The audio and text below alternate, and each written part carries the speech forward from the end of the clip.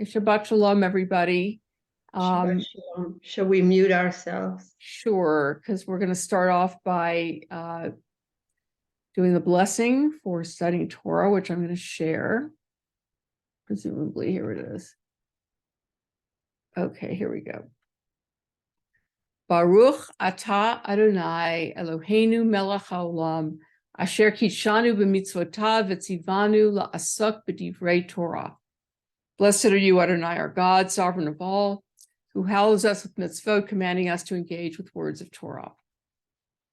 So if I'm correct, I'm sure Lynn can make sure that I'm correct. We're at 2 Kings 10. Yes, okay. And for anyone who wasn't here last time or who might have forgotten the ghoulish ending of our study last time, anybody remember how it ended? As a prediction that came true, unfortunately. How Jezebel died. That's right. Jezebel, dies in a really horrible way, and I won't repeat the details. But as we will find out now, that is not the end of the plan to get rid of everybody from Ahab's family. Now, remember, Ahab is the son of Omri. Omri, Ahab, and Ahab's son were the kings for quite a long time. It was quite a long dynasty. Actually, I want to also share with you something I sent out. If you didn't get it, let me know, and I will send it to you as well. But this is a chart because believe me, I was having a hard time trying to keep track of who was king of where and what, because they have the same names and they're complicated names. So where'd my chart go? Okay. I had it here. Now it's gone. Where is it? Ooh. Wait a minute. Oh, there it is. Wait a minute. Chart. There is the chart. Okay. Here we go. So we'll just take a quick look at it, but you're not going to be able to memorize this, of course. But I did send it out to everybody. So you see that you had the United Kingdom of Israel and Judah for a short time. And you see, who was king. So you had Saul was the first king, and his son was not really on the throne for too long because David came along. And then Solomon. And it's after Solomon that the kingdom split between north and south. And then you have the kings of Judah and the kings of Israel.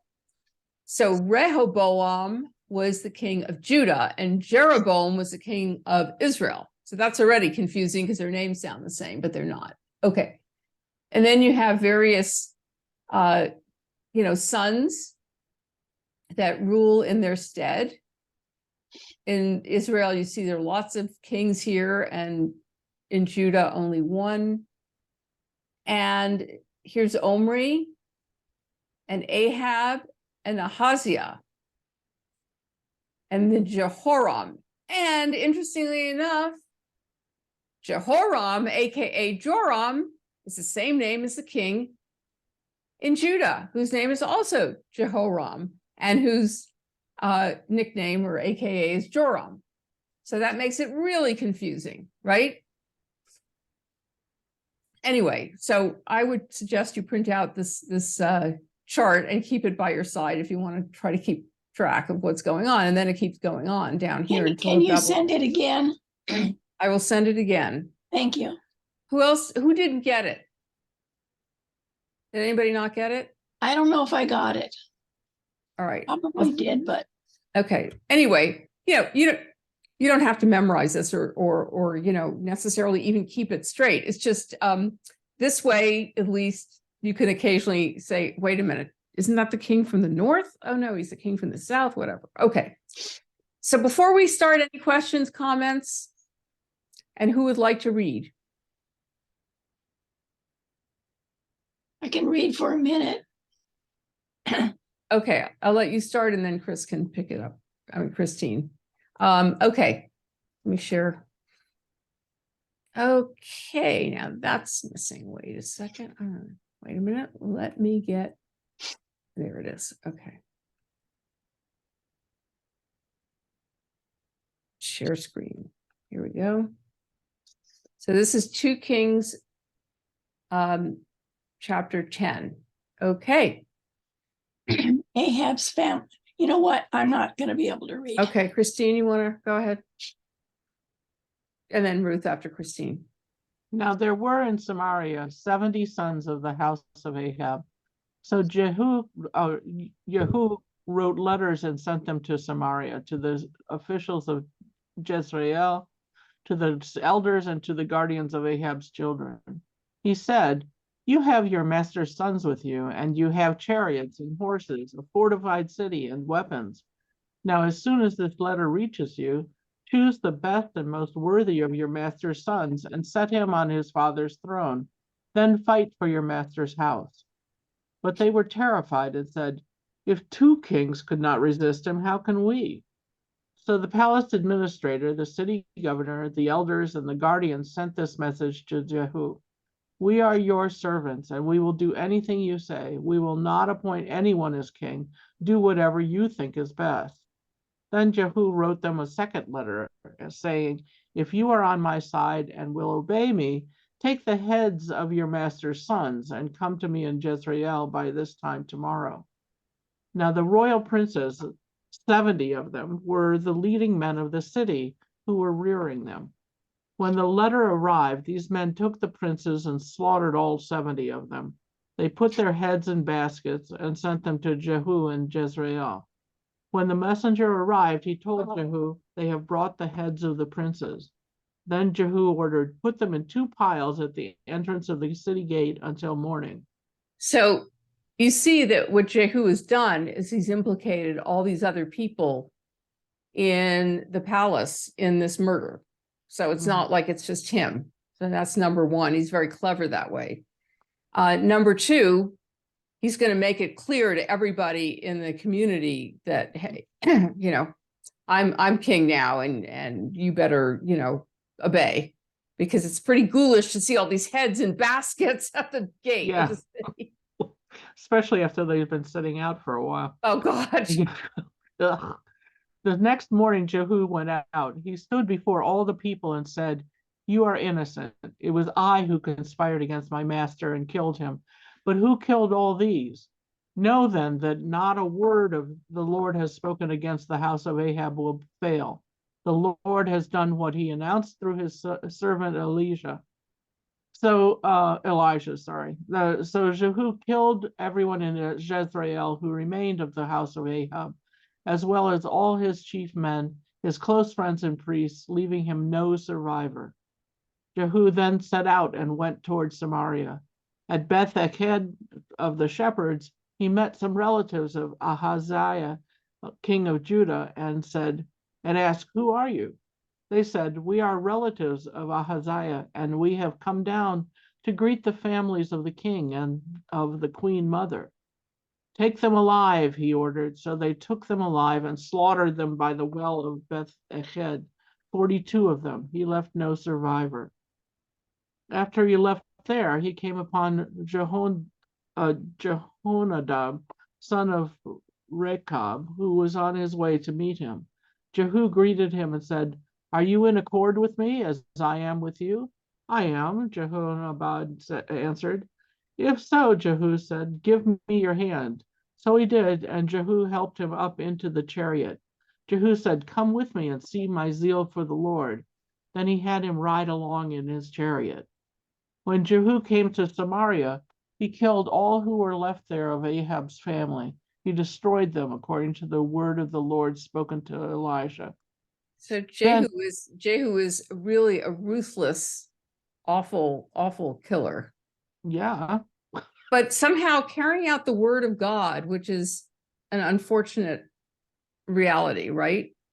Elijah said this is going to happen. He's carrying it out. So maybe the message should have been toned down a little bit. Get rid of these guys, but do you have to get rid of every single person that has any relationship? Yeah. Then Jehu brought all the people together and said to them, "Ahab served Baal a little. Jehu will serve him much. Now summon all the prophets of Baal, all his servants and all his priests." See that no one is missing, because I am going to hold a great sacrifice for Baal. Anyone who fails to come will no longer live. But Jehu was acting deceptively in order to destroy the servants of Baal. So Jehu see what he's said- doing? He's bringing Oh, in the please, yeah, prophets and the people who worship and whatever, yeah. Baal, pretending that he's going to give a big feast and a big celebration. And it's really just to get them all gathered into one place so he can kill them. Nice. Jehu said, call an assembly in honor of Baal. So they proclaimed it. Then he sent word throughout Israel, and all the servants of Baal came. Not one stayed away. They crowded into the temple of Baal until it was full from one end to the other. And Jehu said to the keeper of the wardrobe, bring robes for all the servants of Baal. So he brought out robes for them. Then Jehu and Jehonadab, son of Rechab, went into the temple of Baal. Jehu said to the servants of Baal, look around and see that no one who serves the Lord is here with you, only servants of Baal. So they went in to make sacrifices and burnt offerings. Now Jehu had posted 80 men outside with this warning, if one of you lets any of these men I am placing in your hands escape, it will be your life for his life. So by the way, the whole business of the robes is to make it seem even more, pomp and ceremony, right? Mhm. Trying to make this deception really as colorful as possible. Not to mention a marker. Yeah. So Jehu destroyed. Oh, wait, sorry. As soon as Jehu had finished making the burnt offering, he ordered the guards and officers, go in and kill them, let no one escape. So they cut them down with the sword. The guards and officers threw the bodies out and then entered the inner shrine of the temple of Baal. They brought the sacred stone out of the temple of Baal and burned it. They demolished the sacred stone of Baal and tore down the temple of Baal. And people have used it for a latrine to this day. Oh my goodness. Okay. Really, Vivid. to make it quite awful. Yeah, really. So Jehu destroyed Baal worship in Israel. However, he did not turn away from the sins of Jeroboam, the son of Nebat, which he had caused Israel to commit, the worship of the golden calves at Bethel and Dan. The Lord said to Jehu, because you have done well in accomplishing what is right in my eyes and have done to the house of Ahab all I had in mind to do, your descendants will sit on the throne of Israel to the 4th generation. Yet Jehu was not careful to keep the law of the Lord, the God of Israel, with all his heart. He did not turn away from the sins of Jeroboam, which he had caused Israel to commit.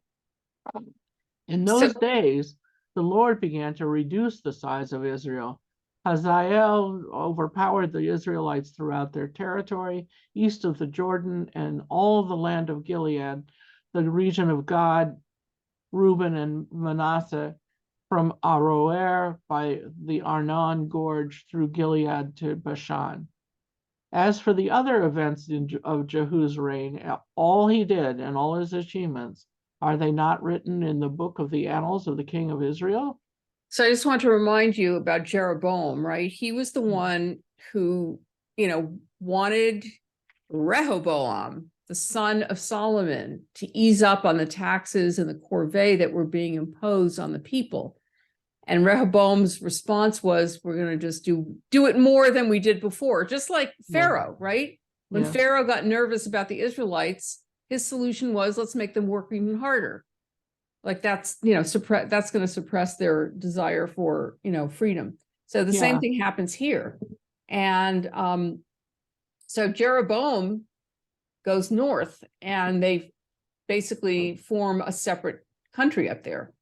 And he creates these worship spaces, Bethel and Dan, where he has these golden calves, which either the golden calf was really built during the time of Moses and they just recreated them, or there was never a golden calf at the time of Moses, but they retrojected the story in order to make it look particularly horrible that Jeroboam had these golden calves.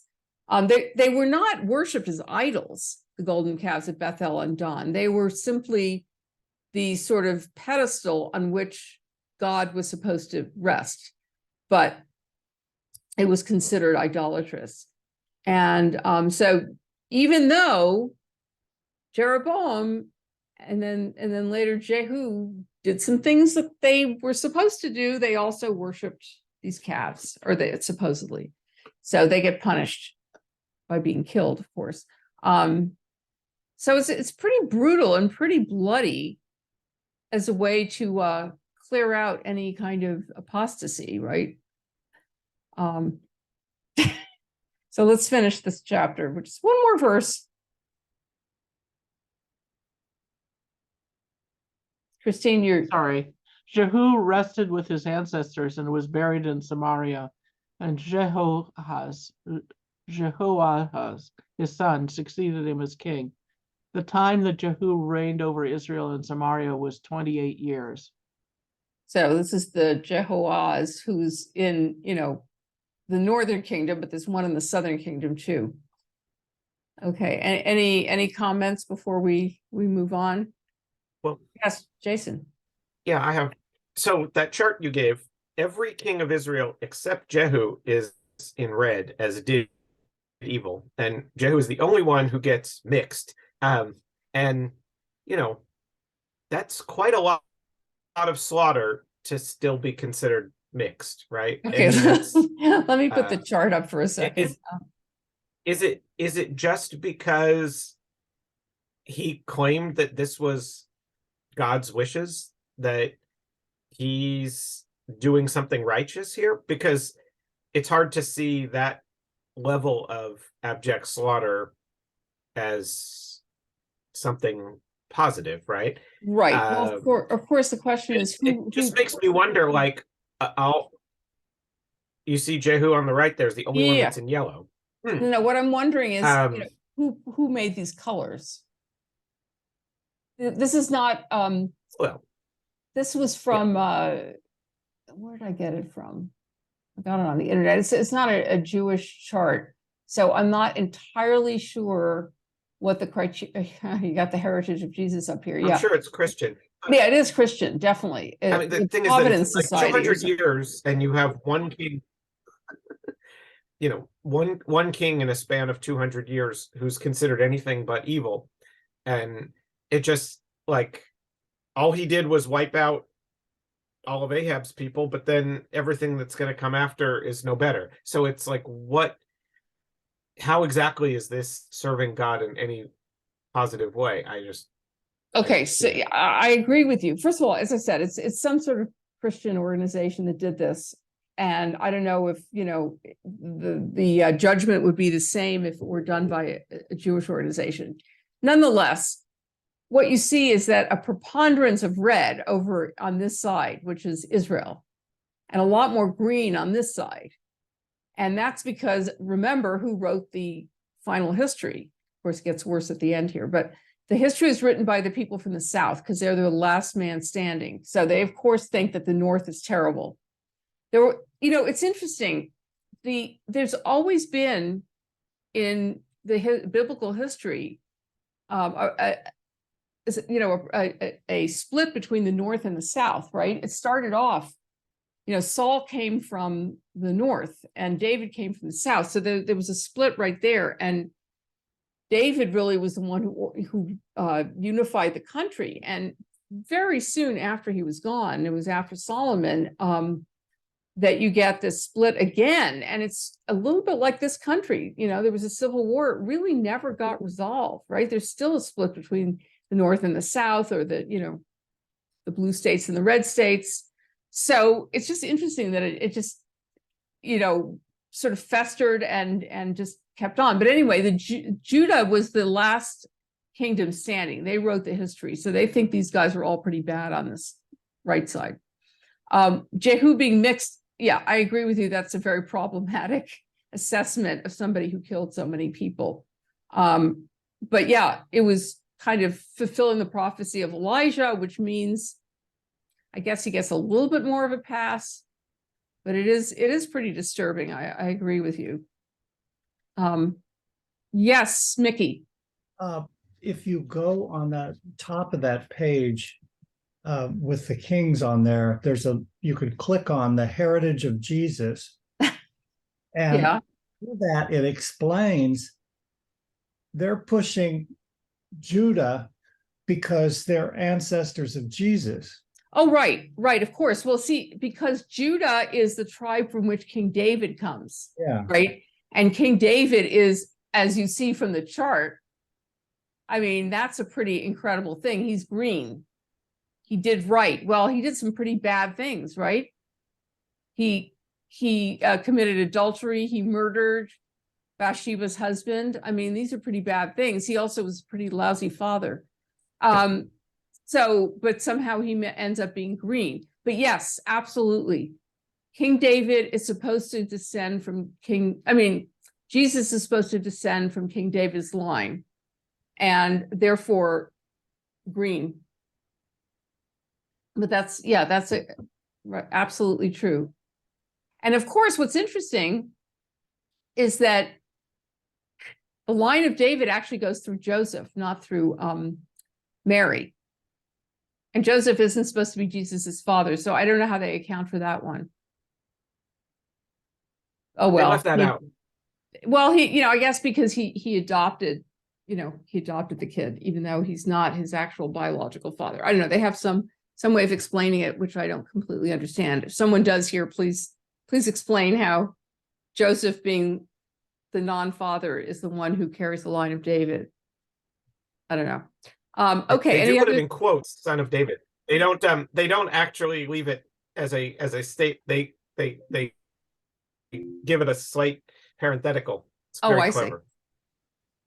see. There you go. All right. Any other thoughts about it's very bloody. It's very, very bloody. It's very disturbing. I mean, when people talk about the Bible, I don't think they think about these kinds of chapters that are really bothersome, because this is our sacred literature.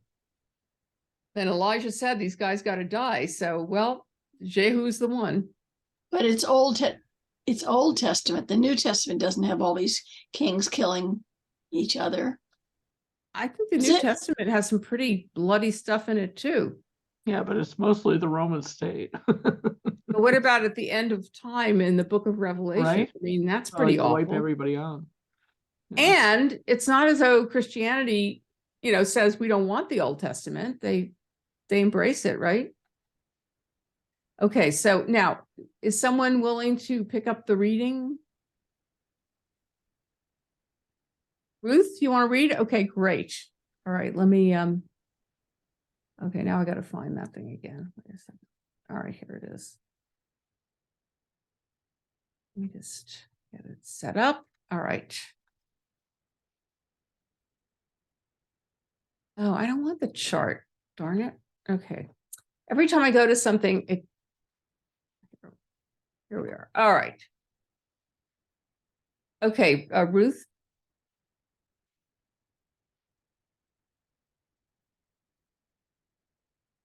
Ruth, are you muted? You're muted, Ruth.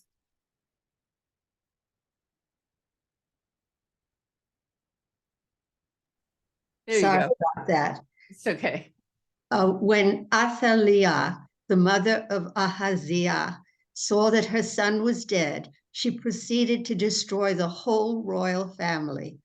But Jehosheba, the daughter of King Jehoram, and the sister of Ahaziah, took Joash, son of Ahaziah, and stole him away from among the royal princes who were about to be murdered. She put him and his nurse in a bedroom to hide him from Athaliah, so he was not killed. He remained hidden with his nurse at the temple of the Lord for 6 years, while Athaliah ruled the land.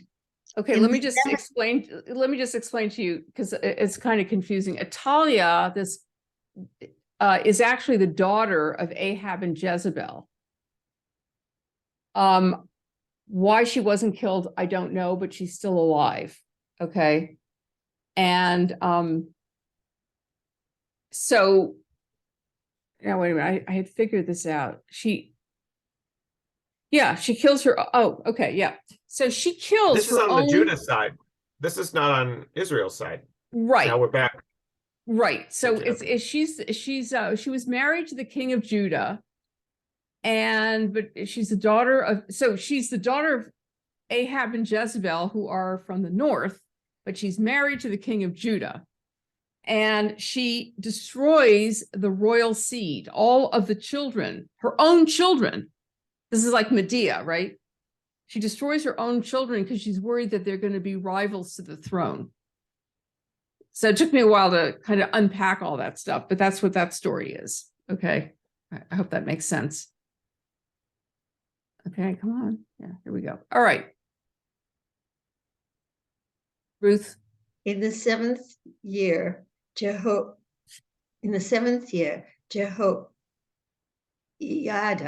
sent for the commanders of units of a hundred, the Karaites, and the guards, and had them brought to him at the temple of the Lord.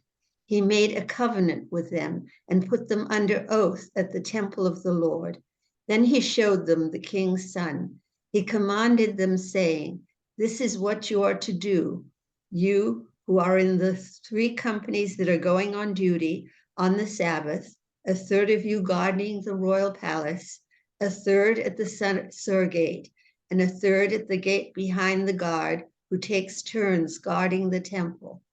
And you who are in the other 2 companies that normally go off Sabbath duty are all to guard the temple for the king.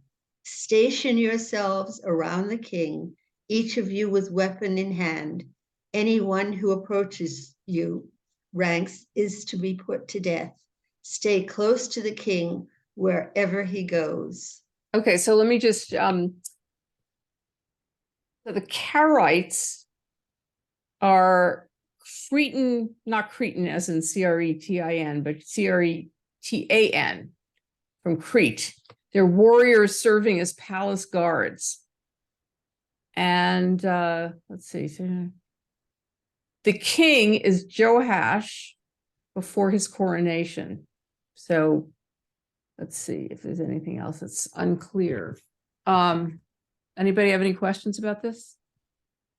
Okay, let's go on.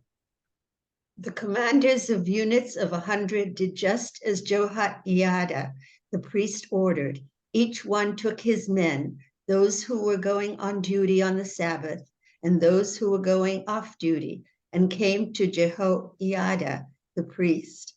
Then he gave the commanders the spears and shields that had belonged to King David and that were in the temple of the Lord. The guards, each with weapon in hand, stationed themselves around the king near the altar in the temple, from the south side to the north side of the temple. Jehoiada brought out the king's son and put the crown on him. He presented him with a copy of the covenant and proclaimed him king. They anointed him, and the people clapped their hands and shouted, "Long live the king." When Atalia. Atalia, I guess they're mixed up with the other. They're very complicated names. When Atalia heard the noise made by the guards and the people, she went to the people at the temple of the Lord. She looked, and there was the king, standing by the pillar as the custom was. The officers and the trumpeters were besides the king, and all the people of the land were rejoicing and blowing trumpets. Then Atalia tore her robes and called out, "Treason, treason!" Jehoiada, the priest, ordered the commanders of units of 100 who were in charge of the troops, "Bring her out between the ranks and put to the sword anyone who follows her." For the priest had said, "She must not be put to death in the temple of the Lord." So they seized her as they reached the place where the horses enter the palace grounds, and there she was put to death. Lovely. Jehoiada then made a covenant between the Lord and the king and the people that they would be the Lord's people.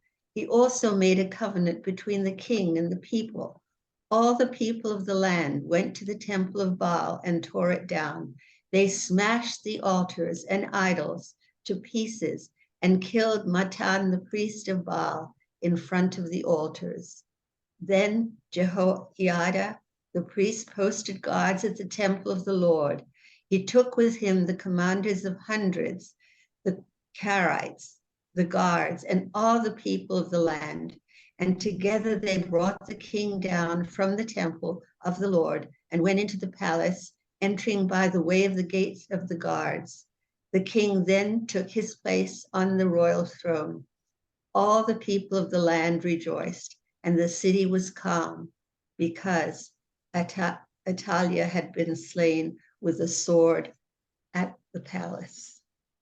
Is the king still 6 years old, or is he a little There older? he is. Joash was 7 Yeah, years old when he began Joash to reign. was 7 old when he began to So reign. he would have like a regent who would be reigning with him. But so you can see here that when they tore down the temple of Baal, so it turns out that when Athaliah was the queen, there was still a functioning temple to Baal. Very, very bad, right? So I'm sure she's beat red. Let me look at the chart for a second. Where is she? Yep, she's red. Very short reign too. Okay. Oh, wait a minute. Do you see the chart, or do you see the you guys see the chart? Yes, the I chart see is the there. chart. Oh, Yeah, good. that's- Okay, good. So you Sure. see that Atalia's down here and she's like red, but her kid looks like he does okay. So we'll find out about that in a moment. The 7-year-old. Yeah, well, I guess it depends on how long he's going to be reigning. But there've been other kings who've been kings at 7, right? In France and places like that. They just have someone telling them what to do and how to do it, right? Okay.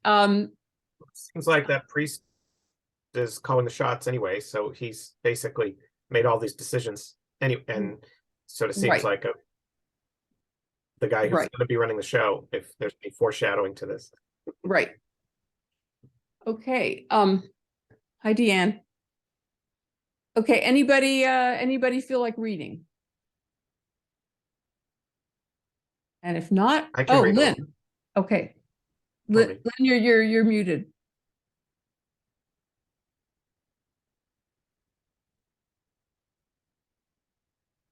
You're still muted. My Hey. mouse quit working for a minute and I couldn't Oh, get to okay. it. I do have a little trouble with the size, so I may hesitate or lose Lent. Oh. So I don't normally volunteer because I'm it's in between size, but I'll try. Oh, I tried to make it as big as Yeah, possible. I know. I'll try. I just have to All get right, close so and let's see if it works. let me share. I'm pretty sure that, let me just double check that this is the Okay. biggest. I put it extra large, yeah. But you know what else I can do? No, I can't. I can't make it any wider because then you Okay. get all kinds of ads. Okay. In the 7th year of Jehu, Joash became king, and he reigned in Jerusalem 40 years. His mother's name was Zebiah. She was from Beersheba. Joash did what was right in the eyes of the Lord all the years Jehoiada the priest instructed him. The high places, however, were not removed. The people continued to offer sacrifices and burn incense there. Joash said to the priests, "Collect all the money that is brought as sacred offerings to the temple of the Lord, the money collected from in the census, the money received from personal vows, and the money brought voluntarily to the temple. Let every priest receive the money from one of the treasurers, then use it to repair whatever damage is found in the temple." But by the 23rd year of King Joash, the priests still had not repaired the temple. Therefore, King Joash summoned Jehoiada, the priest, and the other priests and asked them, "Why aren't you repairing the damage done to the temple? Take no more money from your treasurers, but hand it over for the repairing of the temple."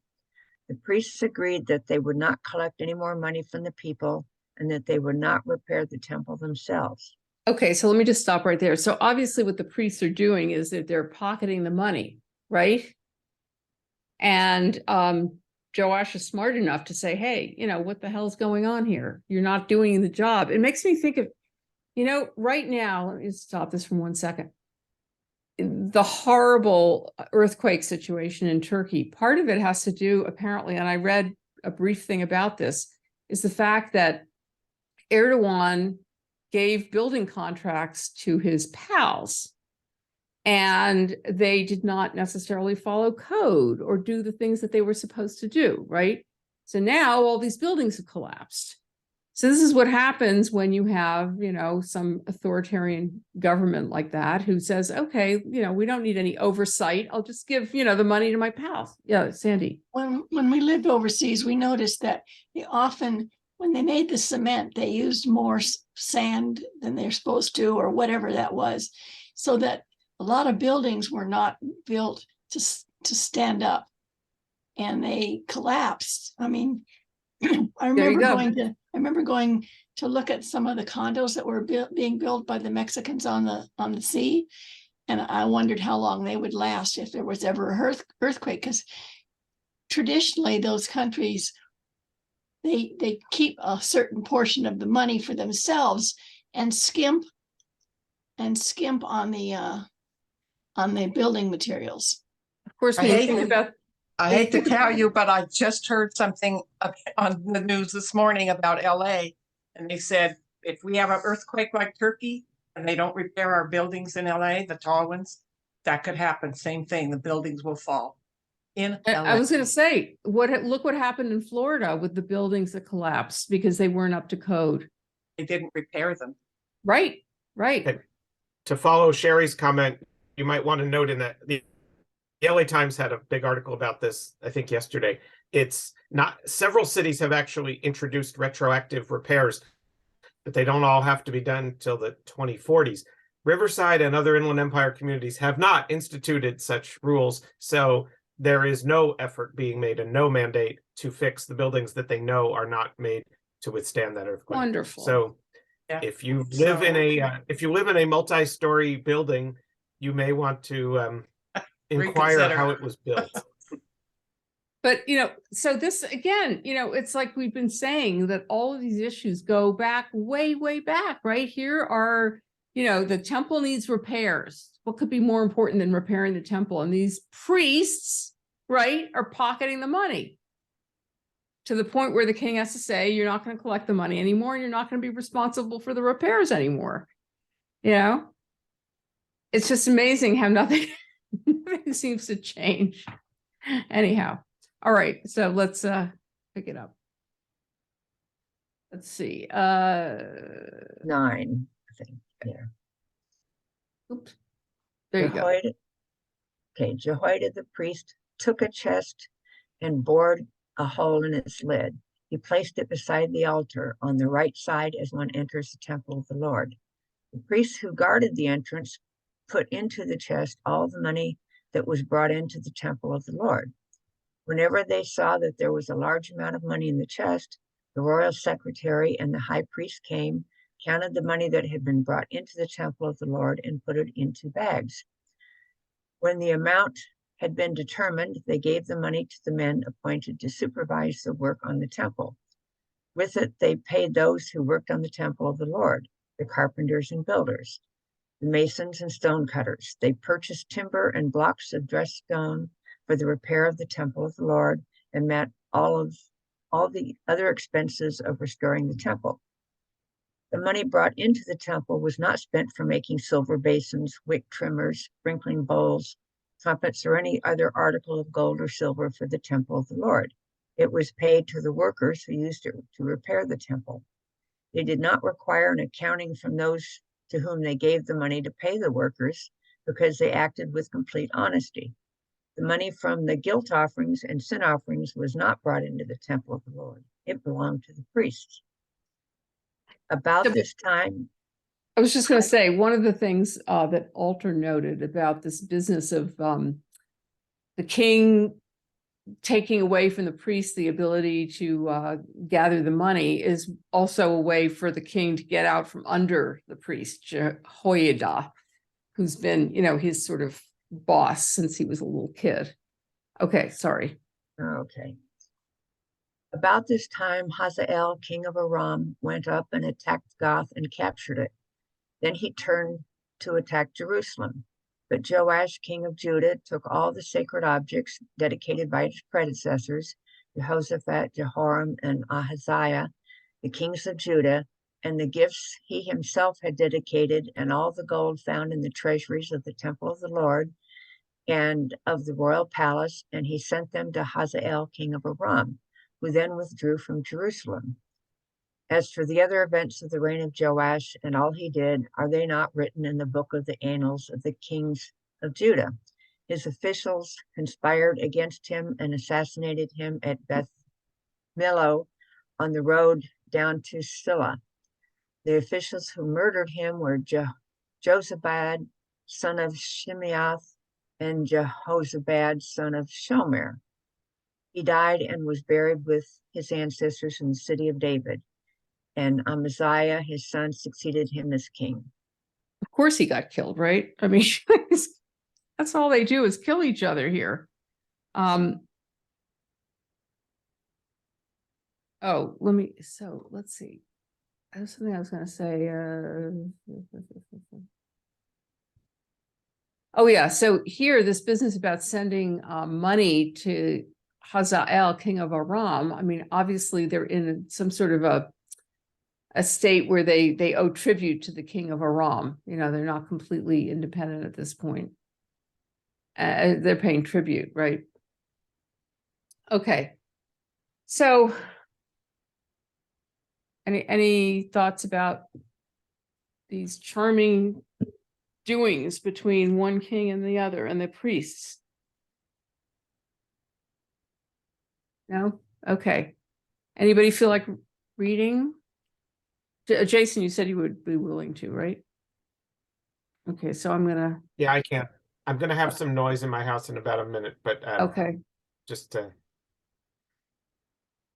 if I have to pause on, I will. Okay.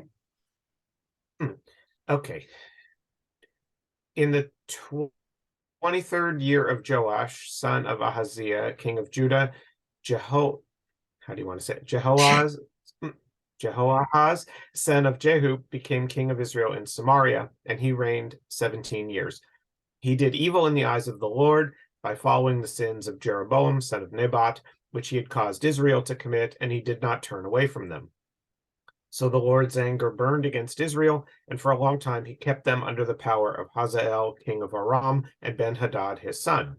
Oh, I wanted to something I wanted to mention. Sorry, I was going to mention something before when it said that the territory of Israel was, getting smaller and smaller. So here, clearly, these various kings like of Aram are being used by God to punish the people from these countries who are, worshiping Baal or not being faithful to God. And that happens obviously over and over and over again.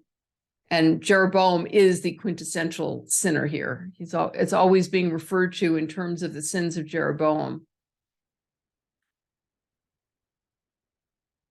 Okay.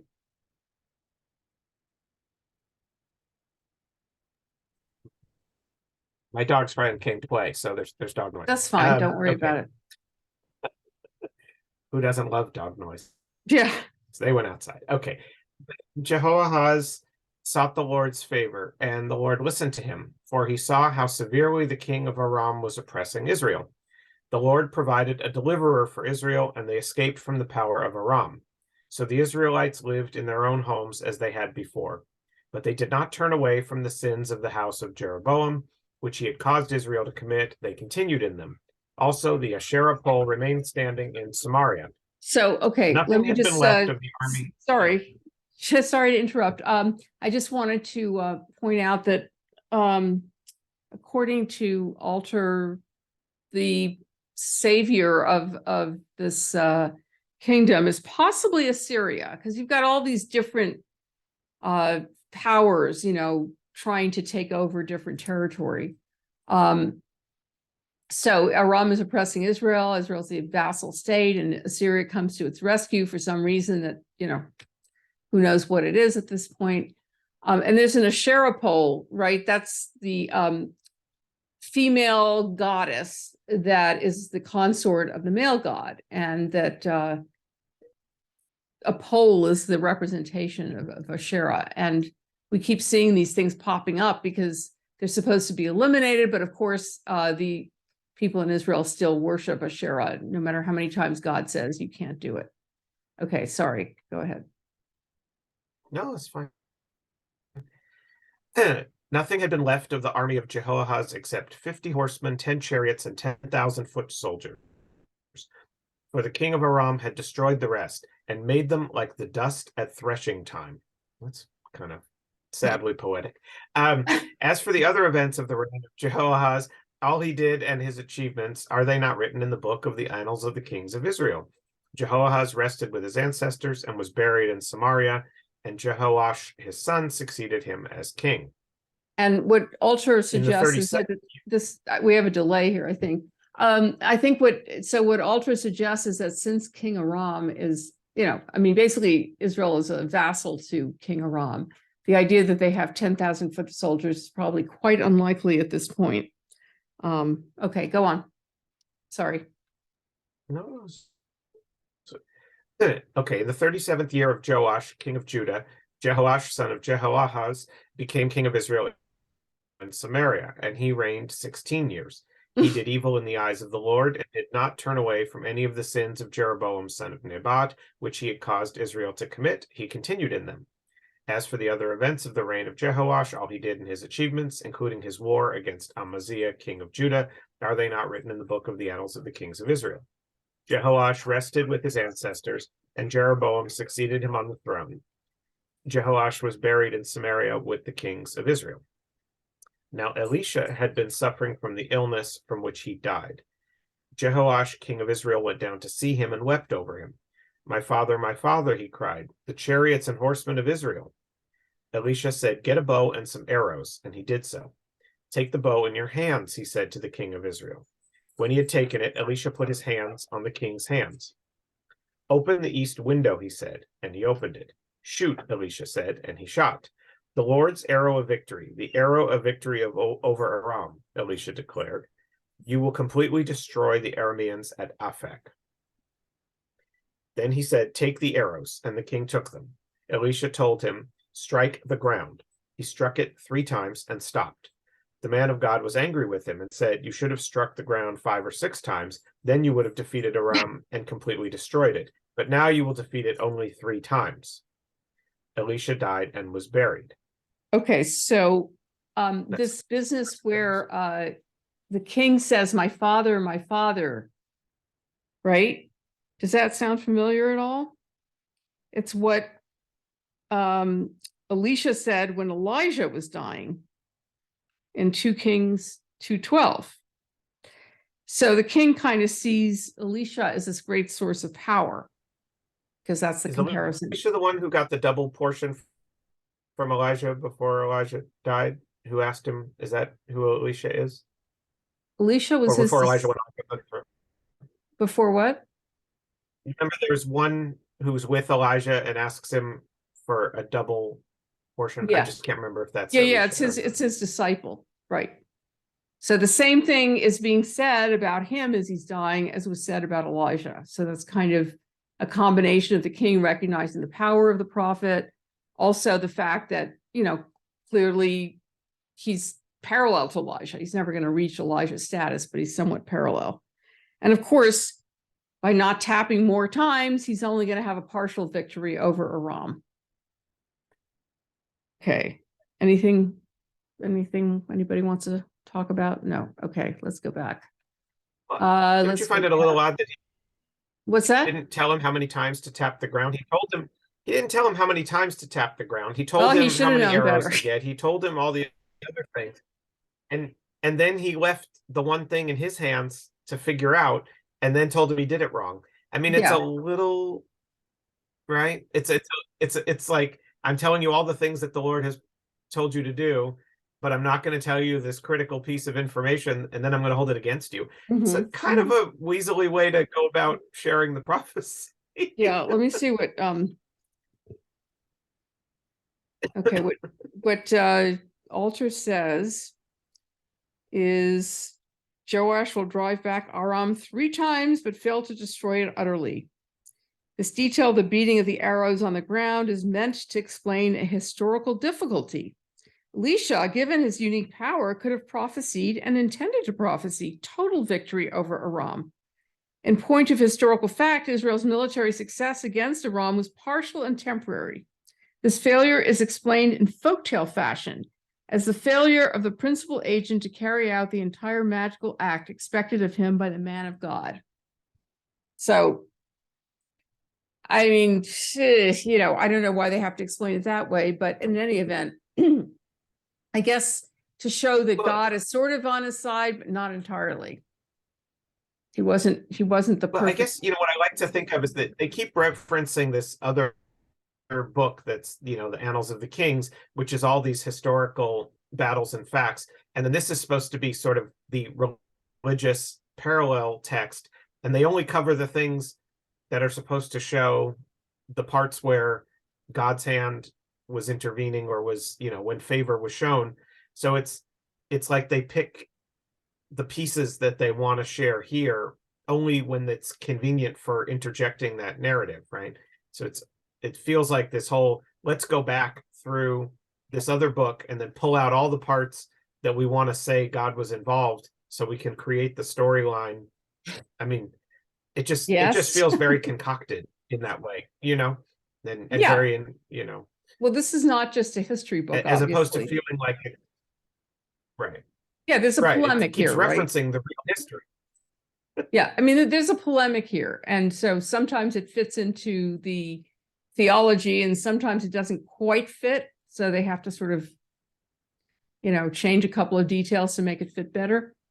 But, the polemic here is that especially the North was very disloyal to God, and therefore it was constantly conquered to the point where it was completely disappeared, right? I mean, once the Assyrians take over in 722, there is no, the 10 lost tribes, right? There is no more Israel, that country, Israel. Whereas Judah somehow manages to remain as a real entity. So part of it is trying to explain it. Part of it is trying to show that the North was, they should never have pulled away and had their own series of kings. But it's definitely a polemic, and it's definitely, trying to fit a certain theory into reality. It just doesn't always mesh. Okay. So let's see, we're done with this chapter, and would somebody like to read? I'll read. Thank you. In the 2nd year of Jehoash, son of Jehoahaz, king of Israel, Amaziah, son of Joash, king of Judah, began to reign. He was 25 years old when he became king, and he reigned in Jerusalem 29 years. His mother's name was Jehoadan. She was from Jerusalem. He did what was right in the eyes of the Lord, but not as his father David had done. In everything, he followed the example of his father Joash. The high places, however, were not removed. The people continued to offer sacrifices and burn incense there. After the kingdom was firmly in his grasp, he executed the officials who had murdered his father, the king. Yet he did not put the children of the assassins to death in accordance with what is written in the book of the law of Moses, where the Lord commanded, parents are not to be put to death for their children, nor children put to death for their parents. Each will die for their own sin. Okay, so this book of the law of Moses is Deuteronomy, which of course wasn't written until later. So this is inserted somehow later on. And so, nobody seems to be able to reach the level of King David, which of course we know that King David was very flawed, but somehow in retrospect, he is the golden boy. Okay. And by the way, I was just going to say, sorry, children are not supposed to be put to death for the sins of their fathers. Meantime, we know that Jehu certainly put to death all of the progeny of Ahab. So he certainly didn't follow the book of Deuteronomy, but okay, sorry. He was the one who defeated 10,000 Edomites in the Valley of Salt and captured Selah in battle, calling it Joktheel, the name it has to this day. Then Amaziah sent messengers to Jehoash, son of Jehoahaz, the son of Jehu, king of Israel, with the challenge, "Come, let us face each other in battle." But Jehoash, king of Israel, replied to Amaziah, king of Judah, "A thistle in Lebanon sent a message to a cedar in Lebanon. Give your daughter to my son in marriage." Then a wild beast in Lebanon came along and trampled the thistle underfoot. You have indeed defeated Edom, and now you are arrogant. Glory in your victory, but stay at home. Why ask for trouble and cause your own downfall and that of Judah also?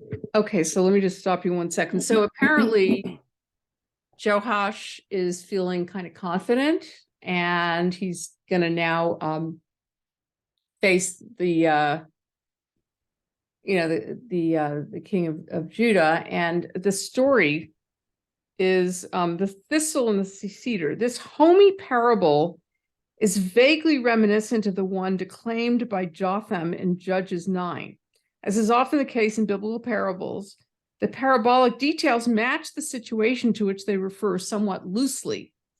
The request for the hand of the daughter does not entirely fit Amaziah's eagerness for military confrontation, and both the cedar and the wild beast have to refer rather awkwardly to Joash.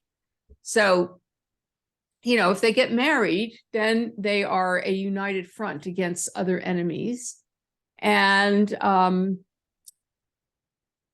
yeah, I'm not sure this parable completely matches the situation, but it's close enough. Okay. Amaziah, however, would not listen, so Jehoash, king of Israel, attacked. He and Amaziah, king of Judah, faced each other at Beth Shemesh in Judah. Judah was routed by Israel, and every man fled to his home.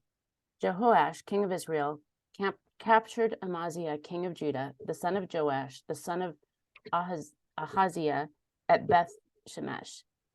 Then Joash went to Jerusalem and broke down the wall of Jerusalem from the Ephraim gate to the corner gate, a section about 400 cubits long. He took all the gold and silver and all the articles found in the temple of the Lord and in the treasuries of the royal palace. He also took hostages and returned to Samaria. As for the other events of the reign of Jehoash, what he did and his achievements, including his war against Amaziah, king of Judah, are they not written in the book of the annals of the kings of Israel? Jehoash rested with his ancestors and was buried in Samaria with the kings of Israel, and Jeroboam his son succeeded him as king.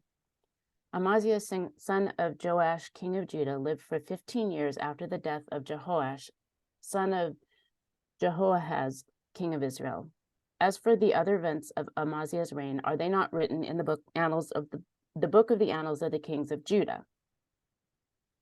They conspired against him in Jerusalem, and he fled to Lachish, but they sent men after him to Lachish and killed him there. He was brought back by horse and buried in Jerusalem with his ancestors in the city of David. Okay, so Then sorry, I just wanted to read something about, okay, so back to verse 13. Jehoash, king of Israel, captured Amaziah. Okay, so it says, from the subsequent narrative, one must infer that he then returned Amaziah to his Judahite subjects, but it's not explained why. Perhaps Joash thought it sufficient to humiliate the king of Judah and strip him of his treasures, but did not want to give cause for still further embitterment between the two kingdoms. So that might explain why he did what he did there. Okay. And then, of course, there's a plot hatched against the guy. Once again, no reason is given for the determination of the conspirators. Presumably people in the royal court. So there's no explanation for why they want to kill the king. One possibility would be simmering resentment over his rash military provocation of the northern kingdom and its disastrous results. The breaching of the wall, the emptying of royal and temple treasuries. As with the assassination of Amaziah's father, the hostility is directed against the king, not the dynasty, for his son is allowed to ascend the throne. Okay, so now we're on verse 21. Then all the people of Judah took Azariah, who was 16 years old, and made him king in place of his father Amaziah. He was the one who rebuilt Elath and restored it to Judah after Amaziah rested with his ancestors. In the 15th year of Amaziah, son of Joash, king of Judah, Jeroboam, son of Jehoash, king of Israel, became king in Samaria, and he reigned 41 years. He did evil in the eyes of the Lord and did not turn away from any of the sins of Jeroboam, son of Nebat, which he had caused Israel to commit. He was the one who restored the boundaries of Israel from Lebo Hamath to the Dead Sea, in accordance with the word of the Lord, the God of Israel, spoken through his servant Jonah, son of Amittai, the prophet from Gath-hepher. The Lord had seen how bitterly everyone in Israel, whether slave or free, was suffering. There was no one to help them. And since the Lord had not said he would blot out the name of Israel from under heaven, he saved them all by the hand of Jeroboam, son of Jehoash. As for the other events of Jeroboam's reign, all he did and his military achievements, including how he recovered for Israel both Damascus and Hamath, which had belonged to Judah, are they not written in the book of the annals of the kings of Israel? Jeroboam rested with his ancestors, the kings of Israel, and Zechariah his son succeeded him as king. Okay, so I want to read the note about verse 26. For the Lord had seen the very bitter affliction of Israel. The writer faces a quandary here. This Jeroboam is said to follow all the evil ways of Jeroboam the first. Yet the historical record evidently shows military triumphs in his reign. These are explained as God's compassion for suffering Israel and his promise not to allow them to be destroyed even under an evil king. So that's really kind of interesting, because here you have, this bad king who should be punished and all of that, yet he ends up having certain military victories. How do you explain that? Not because he's swift at doing what he does, or that maybe, as with the case of Ahab, for example, we saw that he was pretty successful economically, militarily, politically, but he was just not a faithful servant to Yahweh. So, here you have a similar situation, and the way it gets explained theologically is, God had mercy on Israel and didn't want them to suffer too much, which, God certainly made a lot of people suffer, in all of these awful wars that they're conducting at the behest of all these different prophets saying you should go out there and, kill all the sons of whatever. And, various priests. And it's just a very bloody history. So. Plus, he had 41 years to do evil in the eyes of the Lord. Right. It's a really long reign. Yeah, exactly. So, the ones that are more successful tend to be the ones that are actually not so faithful to God. We'll see much later. Hezekiah, for example, is a very faithful king to God, and yet militarily he's a disaster. So, which one do you want? Military prowess or, go ahead, Jason. Well, and also in almost every one of these cases, the people they're fighting are also not worshipers of God. So it's like, somebody had to win the battles. Somebody had to seize the land. They were fighting, peoples from all over. So you can always find a way to slant it if you want to, right? Sure. Absolutely. Well, there was this historical reality, and then how do you explain it all, right? And why is Judah the last man standing? Oh, it must be because they were the most faithful. Why is Abraham the first guy who realized that there's only one God? Because he's from Judah. And I will say, to my great shock, when I was in seminary, Abraham may not have been the first guy. Okay, because actually Judah was the last tribe to join the Confederation. And Abraham was their patriarch, But then, of course, rewriting history to reflect the fact that Judah is the best tribe, or the best kingdom. Abraham comes from there, David comes from there. If the North had won, Jeroboam would probably be the king from whom the Messiah is supposed to come, right? Anyhow, okay, let's move on with this bloody history. Okay, here we are. Azariah, king of Judah. Okay, anybody want to read? Okay, Mickey. Yeah, go ahead. In the 27th year of Jeroboam, king of Israel, Azariah, son of Amaziah, king of Judah, began to reign. He was 16 years old when he became king, and he reigned in Jerusalem 52 years. His mother's name was Jechaliah. She was from Jerusalem. He did what was right in the eyes of the Lord, just as his father Amaziah had done. The high places, however, were not removed. The people continued to offer sacrifices and burn incense there. They'll never learn. They keep doing it. The Lord afflicted the king with leprosy until the day he died, and he lived in a separate house. Jotham, the king's son, had charge of the palace and governed the people of the land. As for the other events of Azariah's reign, all he did, are they not written in the book of the annals of the kings of Judah? Azariah rested with his ancestors and was buried near them in the city of David, and Jotham, his son, succeeded him as king. In the 38th year of Azariah, king of Judah, Zechariah, son of Jeroboam, became king of Israel in Samaria, and he reigned 6 months. He did evil in the eyes of the Lord, as his predecessors had done. He did not turn away from the sins of Jeroboam, son of Nebat, which he had caused Israel to commit. Shallum, son of Jabesh, conspired against Zechariah. He attacked him in front of the people, assassinated him, and succeeded him as king. The other events of Zechariah's reign are written in the book of the annals of the kings of Israel. So the word of the Lord spoken to Jehu was fulfilled. Your descendants will sit on the throne of Israel to the 4th generation.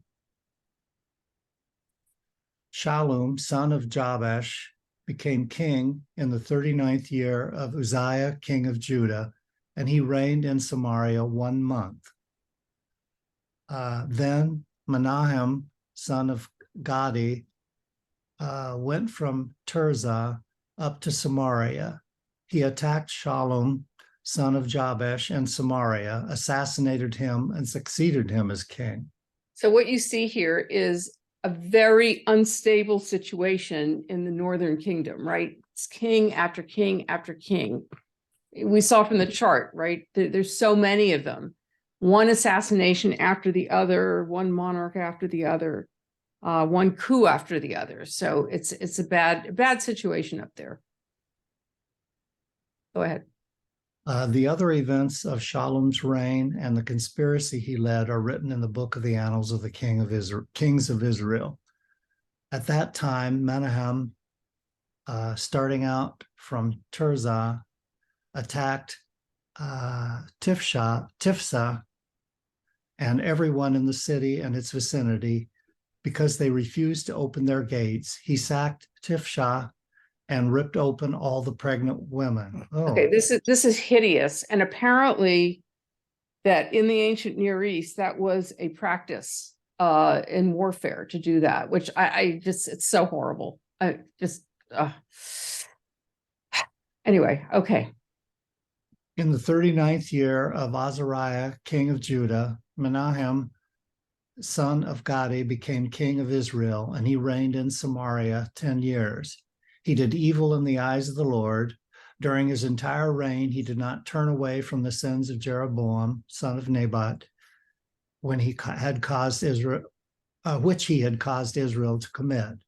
Then Hul, king of Assyria, invaded the land, and Menahem gave him 1,000 talents of silver to gain his support and strengthen his own hold on the kingdom. Menahem exacted this money from Israel. Every wealthy person had to contribute 50 shekels of silver to be given to the king of Assyria. So the king of Assyria withdrew and stayed in the land no longer. So you see here, Menahem has now, they're vassals of Assyria at this point. So they're vassals, I mean, for a long, long time, they're vassals of various other kingdoms. So there really isn't this period of, independence for quite some time. As the country gets weaker and weaker, eventually it'll be taken over completely by Assyria. As for the other events of Menahem's reign and all he did, are they not written in the book of the annals of the kings of Israel? Menahem rested with his ancestors, and Pekahiah, his son, succeeded him as king. In the 50th year of Azariah, king of Judah, Pekahiah, son of Menahem, became king of Israel and Samaria, and he reigned 2 years. Pekahiah did evil in the eyes of the Lord. He did not turn away from the sins of Jeroboam, son of Nebat, which he had caused Israel to commit. One of his chief officers, Pekah, son of Remaliah, conspired against him. Taking 50 men of Gilead with him, he assassinated Pekahiah along with Argob and Ariah. Yeah, boy, in the citadel of the royal palace in Samaria. So Pekah killed Pekahiah, succeeded him as king. The other events of Pekahiah's reign and all that he did are written in the book of the annals of the kings of Israel. We could write the script at this point, right? So-and-so becomes king. He did evil in the sight of the Lord. He followed in Jeroboam's footsteps, and he was assassinated, right? I mean, this is like over and over and over again. It's pretty pathetic. In the 52nd year of Azariah, king of Judah, Pekah, son of Remaliah, became king of Israel and Samaria, and he reigned 20 years. He did evil in the eyes of the Lord. He did not turn away from the sins of Jeroboam, son of Nebat, which he had caused Israel to commit. In the time of Pekah, king of Israel, Tiglath-Pileser, king of Assyria, came and took Ijon. I'm sorry, you can skip those names if you want. Genoa, Kadesh, and Hazor. He took Gilead and Galilee, including all the lands of Naphtali, and deported the people to Assyria. Then Hoshea, son of Elah, conspired against Pekah, son of Remaliah. He attacked and assassinated him, and then succeeded him as king in the 20th year of Jotham, son of Uzziah.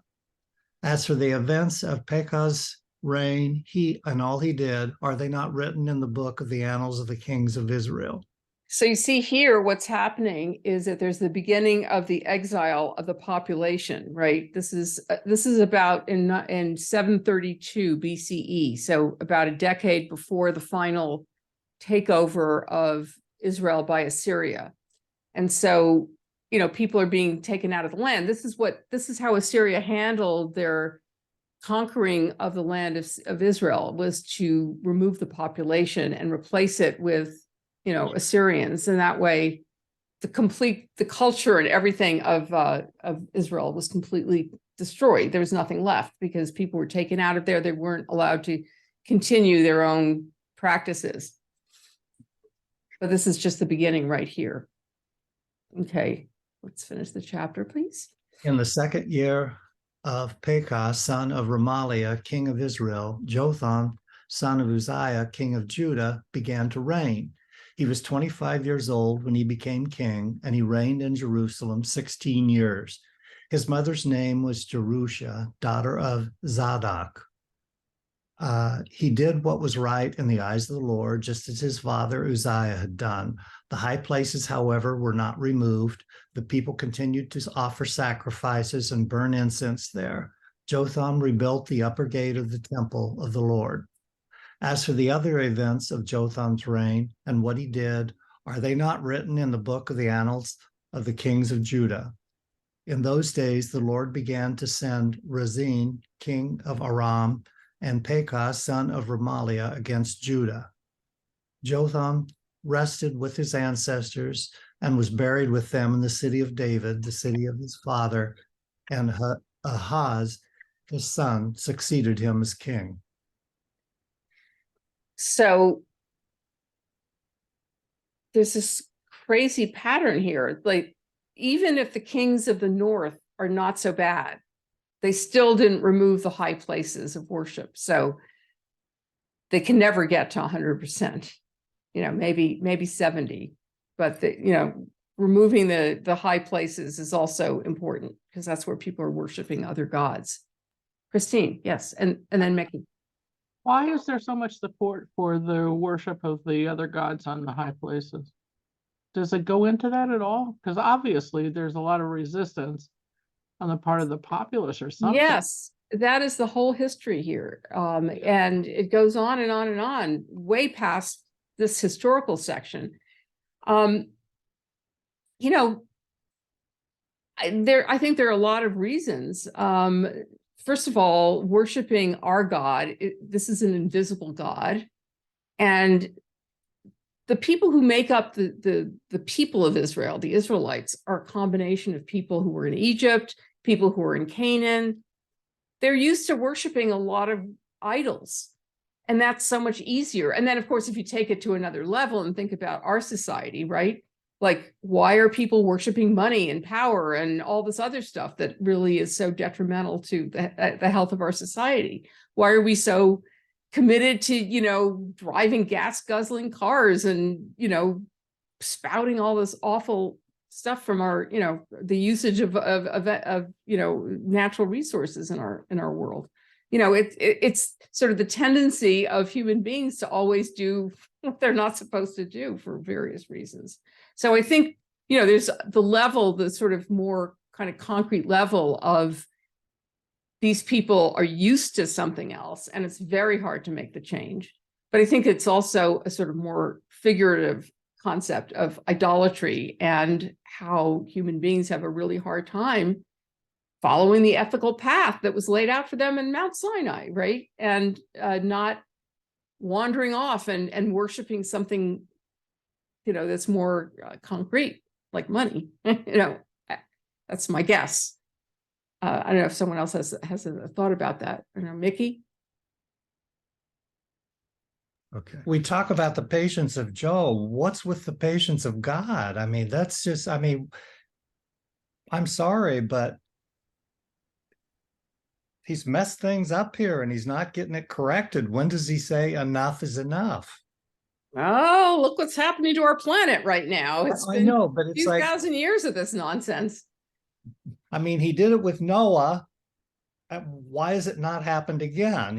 So Well, it could very well happen again, I mean. Well, Florida maybe- is sinking. What's happening in Turkey and Syria are God's revenge or whatever. True. I think, we really are, what did the last calculation of how many minutes we are to midnight, we're 90 seconds to midnight. I don't know if you saw that presentation by these scientists, uncover the clock, and they just stood there, like statues. But anyway, the point is that we're only 90 minutes away. In other words, we don't have a lot of time left to save ourselves. And frankly, as much as there are people out there trying to find other ways of, producing energy, et cetera, the oil companies are, rapacious in their, need for profits, and they're making lots of profits right now, and the incentive is not there to go green. And so I think that, among other things, is unfortunately, you don't listen. There's a second paragraph of the Shema that we took out in the Reform movement. Okay, it's from Deuteronomy, and it says, if you obey my commandments, all will be well. It'll rain, you'll have food, you'll be prosperous. If not, the sky's going to dry up, you're not going to be able to eat, and you'll die. And the Reform movement said, we can't say this every day. This is too horrible. There's such a horrible theology of punishment. But there in our current prayer book, which came out about 20 years ago, there was a discussion about putting that paragraph back in, because you can think of it metaphorically. It's not necessarily God punishing us. It's the consequence of our behavior. If we don't respect the earth, if we don't respect, the fact that we're stewards of the earth, then it's going to be destroyed. Hello, we're learning that more and more every day.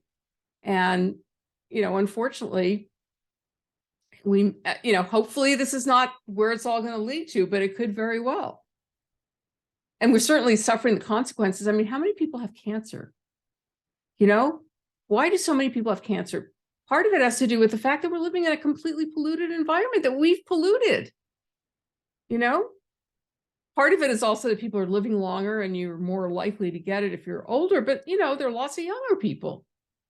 So that's just one consequence. There's asthma and there's all kinds of things that we're suffering from because of, not having led an ethical life and not having led a life of reverence for nature. Why? Because we are human beings with these other tendencies. It's like last night I had mentioned the fact that, one of the commandments is not to covet your neighbor's stuff. And how can we control what we think and feel? Well, yeah, you're supposed to find some way to control it. Because if you only think and feel it, you might actually act on it someday, if you don't destroy yourself in the process. I don't know. People have other thoughts about this? I just had a conversation this morning with the gas company, because like everybody else in the Riverside area, your gas bills have gone up about 10 times what they were in the past couple of months. And I just wanted to what do they say is causing this? Okay. Well, the price of natural gas has gone up enormously. And since Riverside is not privately owned municipal utilities, it's not like Orange County where you do have a company that's going to gouge everybody.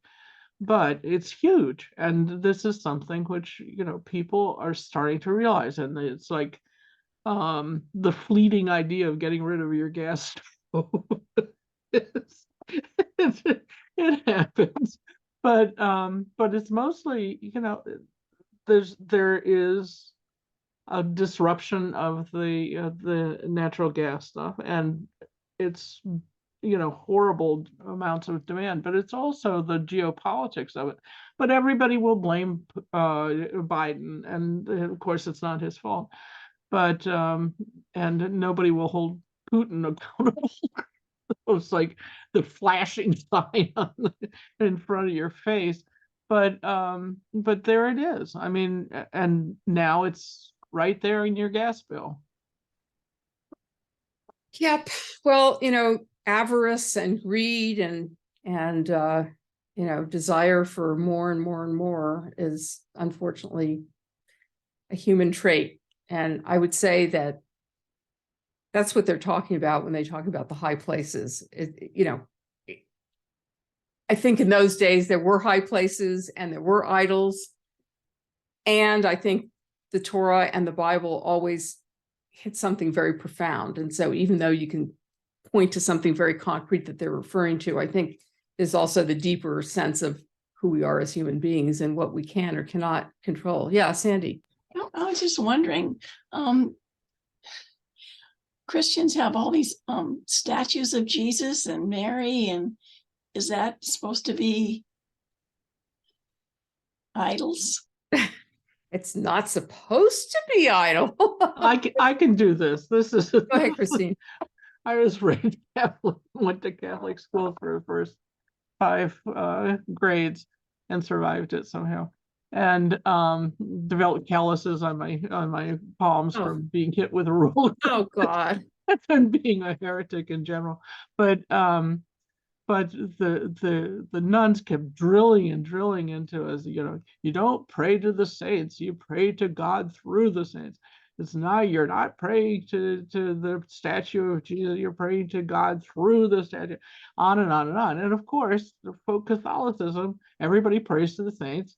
Everybody, so you've got this gigantic disconnect between practice and theology. And we just got like totally punished. And it's like, and my little refrain was, but God's too busy. You gotta get to the person who has some time on their hands. St. Anthony has some time on his hands to go look for stuff.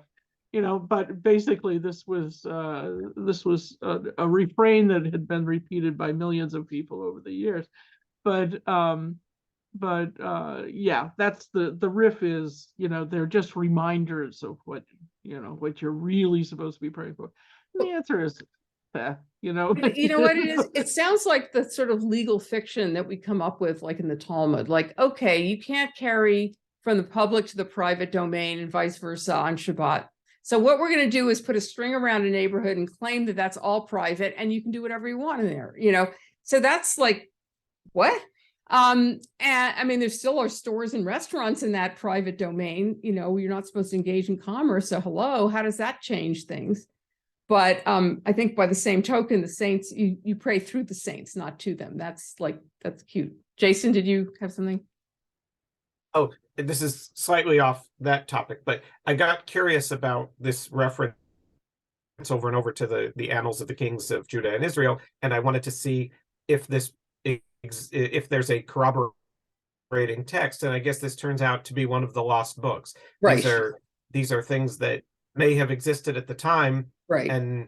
But we don't have any record of any of it, so we only have these Bible stories as our histories that are remaining. Although I did find one reference that I guess the Assyrian and Babylonian histories include some of this, but it's interesting that we have to take these little bits now as the whole story. I mean, like in one of the pieces we read today, it was like 52 years, but it was compressed into this tiny little thing. It just said he did good and then he reigned for 52 years and then it moved on. Well, 52 years is a pretty long time. And it's probably quite a lot that happened in those. And like, why was one of the good ones not filled with story after story of all the goodness, right?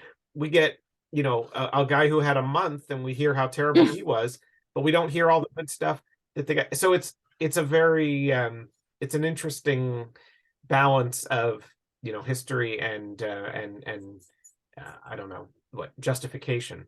But That's an it interesting does make me observation, wonder, right? Like, why did they shorten some of these very long pieces that could have been a great opportunity to talk about this wonderful king of Judah who reigned for 52 years and all the great things that happened, and it's just skipped right over. Yeah, so that's a really interesting point. That's a really interesting point, Jason. It makes me think of this book that my mother used to read us when I was a kid. Is a German book of stories for children. Yeah, exactly. And it was called Struwwelpeter.